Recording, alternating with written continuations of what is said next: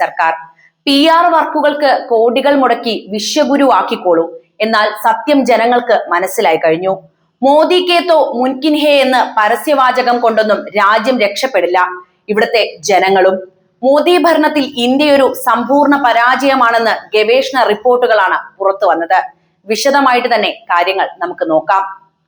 Minimum government maximum governance, Gujarat model തുടങ്ങി ചെവിക്ക് പിടിക്കുന്ന വൻ മുദ്രാവാക്യങ്ങൾ ഉയർത്തിപ്പിടിച്ചാണ് 2014 നരേന്ദ്രമോദിയുടെ നേതൃത്വത്തിൽ ഭാരതീയ ജനതാ പാർട്ടി കേന്ദ്രത്തിൽ അധികാരത്തിലെത്തിയത് എന്ന് നമുക്കറിയാം. ഇന്ത്യ കേട്ടതിൽ വെച്ച് ഏറ്റവും വലിയ വികസന സങ്കല്പങ്ങളാണ് അന്ന് രാജ്യത്തിന് മുന്നിൽ നിരത്തപ്പെട്ടിരുന്നത്. എന്നാൽ ഒരു പതിറ്റാണ്ട് പൂർത്തിയാകുമ്പോൾ ഈ രാജ്യം യഥാർത്ഥത്തിൽ എവിടെ എത്തി നിൽക്കുന്നു എന്ന ചോദ്യം ഓരോ ഇന്ത്യക്കാരനും സ്വയം ചോദിക്കേണ്ട സമയമാണ് അതിക്രമിച്ചിരിക്കുന്നത്. വികസനത്തിന്റെ തിളക്കമുള്ള പരസ്യങ്ങൾക്ക് പിന്നിൽ മറഞ്ഞിരിക്കുന്ന യഥാർത്ഥ ഇന്ത്യയെക്കുറിച്ചുള്ള ചില ഞെട്ടിക്കുന്ന സത്യങ്ങളാണ് ഇപ്പോൾ പുറത്തു വന്നുകൊണ്ടിരിക്കുന്നത്. നമ്മൾ ഇതൊന്നും അറിയാതെ പോകരുത്.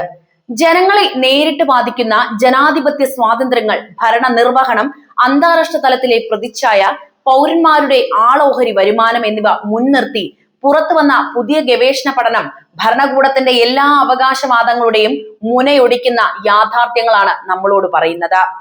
അമേരിക്കയിലെ ടെക്സാസ് ടെക് യൂണിവേഴ്സിറ്റിയിലെ പ്രമുഖ ഗവേഷകരായ കെവിൻ ഗ്രിയറും റോബിൻ ഗ്രിയറും ചേർന്ന് നടത്തിയ പഠനമാണ് ഇപ്പോൾ ആഗോള രാഷ്ട്രീയ ചിന്തകരുടെ ഇടയിൽ കനത്ത ചർച്ചയായിട്ട് രൂപാന്തരം പ്രാപിച്ചിരിക്കുന്നത്. മോദി ഭരണത്തിന്റെ 10 വർഷങ്ങളെ അവർ ഒരു വാചകത്തിൽ വിശേഷിപ്പിക്കുന്നത് തകർന്ന വാഗ്ദാനങ്ങളുടെ കഥ എന്നാണ്. Promises governance and growth in India under Modi and the BJP എന്ന പേരിൽ പ്രസിദ്ധീകരിച്ച ഈ സമഗ്ര പഠന റിപ്പോർട്ട് 2014 മുതൽ 2023 വരെയുള്ള ഇന്ത്യയുടെ യഥാർത്ഥ അവസ്ഥ കൃത്യമായി അളന്ന് തിട്ടപ്പെടുത്തുന്നതാണ്. ഒരു സാങ്കല്പിക മാതൃക ഉണ്ടാക്കിയാണ് ഗവേഷകർ ഈ പ്രബന്ധം തയ്യാറാക്കിയത്. അതായത് മോദി സർക്കാർ അധികാരത്തിൽ എത്തിയില്ലായിരുന്നു എങ്കിൽ പഴയ വളർച്ചാ നിരക്ക് തുടർന്ന ഒരു ഇന്ത്യ ഇന്നിവിടെ എത്തി നിൽക്കുമായിരുന്നു എന്ന് കണക്കാക്കാൻ അവർ പ്രത്യേക ശാസ്ത്രീയ തന്ത്രം തന്നെ പ്രയോഗിച്ചിട്ടുണ്ട്. 2014 മുമ്പുള്ള 3 പതിറ്റാണ്ടുകളിൽ ഇന്ത്യയുടേത് തികച്ചും സമാനമായ വളർച്ചാപാത പിന്തുടർന്ന Ethiopia, China, Bangladesh, Pakistan, Philippines എന്നീ 5 രാജ്യങ്ങളുടെ വിവരങ്ങൾ കൂട്ടിയിണക്കി സാങ്കല്പിക ഇന്ത്യ അഥവാ സിന്തറ്റിക് ഇന്ത്യ എന്നൊരു താരതമ്യ മാതൃക അവർ നിർമ്മിച്ചെടുത്തു.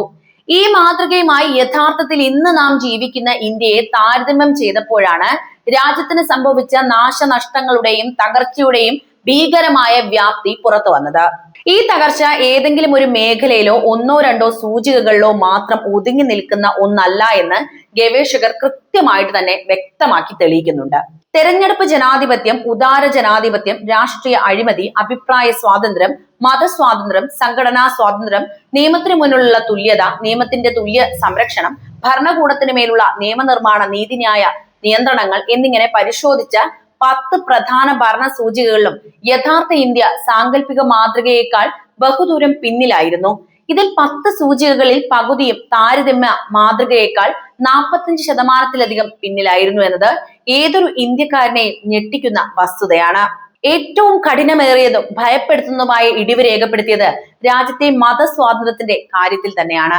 2014 മുമ്പ് യഥാർത്ഥ ഇന്ത്യയും സാങ്കല്പിക മാതൃകയും ഏകദേശം ഒരേ വളർച്ചാ പാതയിലായിരുന്നു മുന്നോട്ട് പോയത്. എന്നാൽ മോദി അധികാരത്തിൽ എത്തിയതിനു ശേഷം രാജ്യത്തിന്റെ സാമൂഹിക അന്തരീക്ഷം കുത്തനെ താഴേക്ക് പതിച്ചു എന്നതാണ് അത്.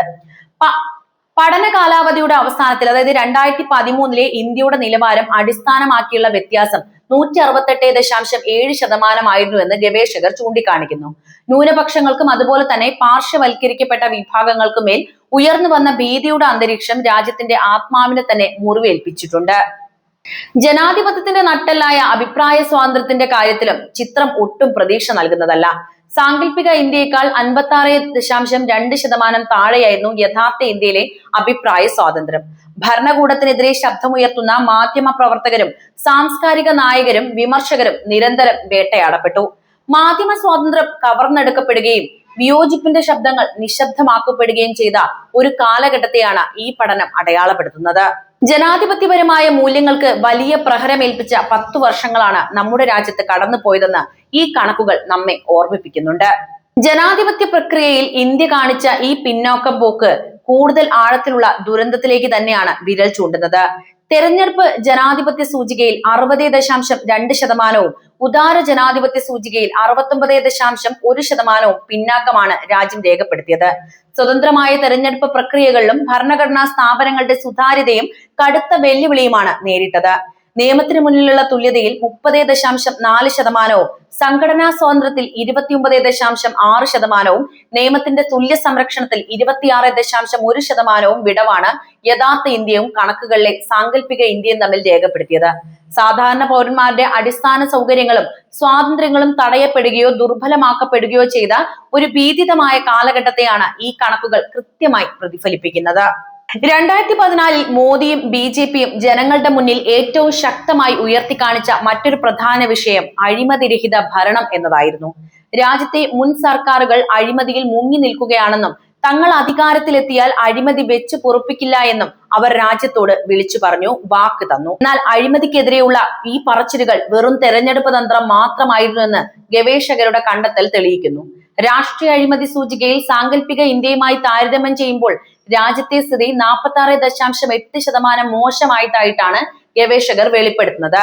അഴിമതി നിർമ്മാർജ്ജനം ചെയ്യുമെന്ന് വാഗ്ദാനം നൽകി അധികാരത്തിൽ വന്നവരുടെ ഭരണകാലത്ത് തന്നെ രാഷ്ട്രീയ അഴിമതിയുടെ തോത് കുത്തനെ ഉയർന്നു എന്നത് ഭരണകൂടത്തിന്റെ വിശ്വാസ്യതയെ തന്നെ പൂർണ്ണമായും ഇല്ലാതാക്കുന്ന ഒന്ന് തന്നെയാണ്. ജനാധിപത്യ സൂചികകളിലെ തിരിച്ചടിക്കൊപ്പം സാമ്പത്തിക മേഖലയിലും മോദി മോഡൽ കനത്ത പരാജയമാണ് രാജ്യത്തിന് സമ്മാനിച്ചിരിക്കുന്നത്. 2023 ആയപ്പോഴേക്കും യഥാർത്ഥ ഇന്ത്യയുടെ ആളോഹരി വരുമാനം സാങ്കല്പിക ഇന്ത്യയേക്കാൾ ഏകദേശം 10% താഴെയായിരിക്കുന്നു. ഇതിന്റെ യഥാർത്ഥ ചിത്രം മനസ്സിലാക്കാൻ ലളിതമായിട്ട് ചിന്തിച്ചാൽ മതിയാകും. 2014 മുമ്പുള്ള സാധാരണ സാമ്പത്തിക വളർച്ചാ പാത രാജ്യം നിലനിർത്തിയിരുന്നു എങ്കിൽ പോലും ഇന്ന് ഒരു ശരാശരി ഇന്ത്യക്കാരന്റെ വാർഷിക വരുമാനത്തിൽ ഏകദേശം $1000 വർധനവ് ഉണ്ടായിരുന്നേനെ. അതായത് ഓരോ സാധാരണക്കാരന്റെയും കൈകളിൽ എത്തുമായിരുന്ന 83,000-ലധികം രൂപയാണ് ഭരണകൂടത്തിന്റെ തെറ്റായ നയങ്ങളും അതുപോലെ തന്നെ പെട്ടെന്നുള്ള തീരുമാനങ്ങളും കാരണം ഇല്ലാതായി പോയത്. തങ്ങളുടെ കണ്ടെത്തലുകൾ എത്രത്തോളം കൃത്യമാണെന്ന് ഉറപ്പുവരുത്താൻ മറ്റ് രാജ്യങ്ങളെ അടിസ്ഥാനമാക്കി ഗവേഷകർ പല വിധത്തിലുള്ള ശാസ്ത്രീയ പരിശോധനകളും നടത്തിയിരുന്നു. പ്ലേസിബോ ടെസ്റ്റ് എന്നറിയപ്പെടുന്ന ഈ പരിശോധനകളിലും ഇന്ത്യയിൽ ഉണ്ടായ ഈ തകർച്ച അസാധാരണമായി വലുതാണെന്ന് തെളിയുകയുണ്ടായി. അന്താരാഷ്ട്ര തലത്തിൽ ലോകമെമ്പാടും അംഗീകരിക്കപ്പെട്ട VDAM അഥവാ വെറൈറ്റീസ് ഓഫ് ഡെമോക്രസി ഡാറ്റാബേസും സാമ്പത്തിക വിശകലനങ്ങൾക്കായി പെൻസിൽവാനിയ യൂണിവേഴ്സിറ്റിയുടെ പെൻ വേൾഡ് ടേബിളും ഉപയോഗിച്ചാണ് ഗവേഷകർ ഈ വിവരങ്ങൾ പൂർണ്ണമായും ശേഖരിച്ചത്. അതിനാൽ തന്നെ ഈ പഠനത്തിലെ കണ്ടെത്തലുകളെ തള്ളിക്കളയാനോ ചോദ്യം ചെയ്യാനോ ഭരണകൂടത്തിന് അത്ര എളുപ്പവുമല്ല. ഇത്രയധികം വീഴ്ചകളും കനത്ത സാമ്പത്തിക തിരിച്ചടികളും ഭരണപരാജയങ്ങളും മുന്നിലുണ്ടായിട്ടും BJP എങ്ങനെയാണ് തുടർച്ചയായ തെരഞ്ഞെടുപ്പുകളെ നേരിടുകയും വലിയ വിജയങ്ങൾ നേടുകയും ചെയ്യുന്നത് എന്ന ചോദ്യം പലരുടെയും മനസ്സിൽ ഉയർന്നു വരാം. അതിനുള്ള കൃത്യമായ ഉത്തരവും അമേരിക്കൻ ഗവേഷകർ തങ്ങളുടെ പഠനത്തിലൂടെ തന്നെ നൽകുന്നുണ്ട്. ഇന്ത്യയിലെ ഏറ്റവും കൂടുതൽ വോട്ട് നേടുന്നയാൾ വിജയിക്കുന്ന തെരഞ്ഞെടുപ്പ് രീതിയും അതുപോലെ തന്നെ പ്രതിപക്ഷ കക്ഷികൾക്കിടയിലുള്ള വലിയ ഭിന്നതയുമാണ് BJPക്ക് വൻ രാഷ്ട്രീയ നേട്ടമായി മാറുന്നത് എന്നാണ് അവരുടെ നിരീക്ഷണം. ഈ രീതി അനുസരിച്ച് വോട്ടർമാരുടെ ഭൂരിപക്ഷ പിന്തുണ ഇല്ലാതെ തന്നെ കേവല ഭൂരിപക്ഷം നേടി അധികാരത്തിൽ തുടരാൻ ഭരണകക്ഷിക്ക് സാധിക്കുന്നു. അതോടൊപ്പം തന്നെ വർഗീയതയും മതവിഷയങ്ങളും ഉയർത്തിക്കാണിച്ച് യഥാർത്ഥ ജീവിത പ്രശ്നങ്ങളിൽ നിന്ന് ജനശ്രദ്ധ തിരിച്ചുവിടാനും ഭരണകൂടത്തിന് കൃത്യമായി സാധിക്കുന്നു. 2014 ഇന്ത്യയിലെ പൗരന്മാർക്ക് നൽകിയ വാഗ്ദാനങ്ങളും ഒരു പതിറ്റാണ്ടിനു ശേഷം ഇന്ന് രാജ്യം അനുഭവിക്കുന്ന യാഥാർത്ഥ്യങ്ങളും തമ്മിൽ വലിയൊരു വിടവുണ്ട് എന്ന് മനസ്സിലായല്ലോ. നല്ല ഭരണവും അതിവേഗ സാമ്പത്തിക വളർച്ചയും വാഗ്ദാനം ചെയ്ത അധികാരത്തിൽ വന്നവർ രാജ്യത്തിന്റെ ഭരണഘടനാ സ്ഥാപനങ്ങളെയും അതുപോലെ തന്നെ പൗരസ്വാതന്ത്ര്യങ്ങളെയും സാമ്പത്തിക വളർച്ചയെയും വർഷങ്ങൾ പിന്നോട്ടടിപ്പിക്കുക മാത്രമാണ് ചെയ്തത്. അന്താരാഷ്ട്ര റിസർച്ച് നെറ്റ്വർക്കായ SSRNൽ വർക്കിംഗ് പ്രോപ്പറായി പ്രസിദ്ധീകരിച്ച ഈ പഠനം ഇന്ത്യയുടെ തകർച്ചയുടെ വ്യക്തമായ തെളിവാണ് ലോകത്തിന് മുന്നിൽ വെക്കുന്നത്. ഈ വലിയ സത്യങ്ങൾ തിരിച്ചറിയുകയും വാഗ്ദാനങ്ങളുടെ പുറമറകൾക്ക് പിന്നിൽ രാജ്യം നേരിട്ട നഷ്ടങ്ങളെ കുറിച്ച് ഓർക്കുകയും ചെയ്യേണ്ടത് ഏതൊരു ഇന്ത്യക്കാരന്റെയും കടമയായി മാറിയിരിക്കുന്നു. ഇനി നിങ്ങൾ തന്നെ പറയൂ, 12 വർഷത്തെ ഭരണം കൊണ്ട് മോദി സർക്കാർ എന്താണ് ഇന്ത്യക്ക് സമ്മാനിച്ചത്? നിങ്ങളുടെ അഭിപ്രായം എന്ത് തന്നെയായാലും കമന്റ് ബോക്സിൽ രേഖപ്പെടുത്തുമല്ലോ. മറ്റൊരു പ്രധാനപ്പെട്ട വിഷയവുമായി വീണ്ടും കാണാം. നന്ദി.